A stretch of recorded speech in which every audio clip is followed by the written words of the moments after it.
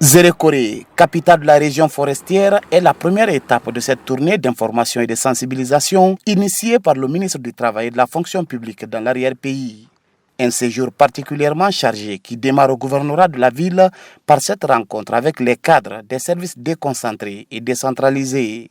Faya François Bourouno partage la vision de la République autour des réformes opérées au sein de l'administration publique guinéenne. Désormais, du diagnostic jusqu'à la pharmacie, les soins de santé sont pris en charge pour les agents de l'État, les fonctionnaires et retraités à hauteur de 80% par l'État, donc par le gouvernement, et les 20% comme ticket modérateur par les agents eux-mêmes.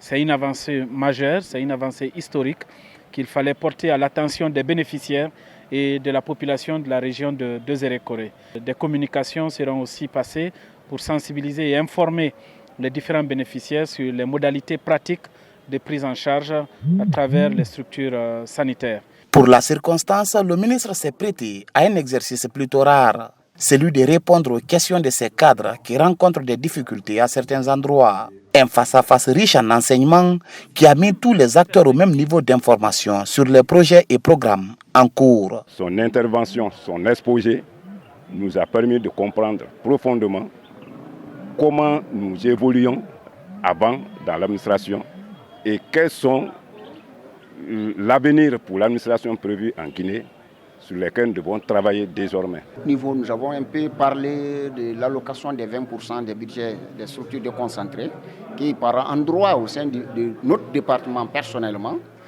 qui viennent, ces 20% viennent. Aujourd'hui, on voit que l'ensemble de nos services sont équipés à travers ces allocations. Avant cette rencontre, Faya François Bourouno s'est rendu chez le patriarche de la région des Zérékoré.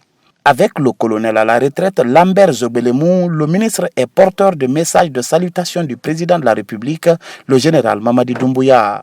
Une occasion mise à profit par l'autorité morale et ses conseillers d'exprimer leur satisfaction suite à l'attention particulière que le chef de l'État leur accorde par l'entremise du ministre Bourouno.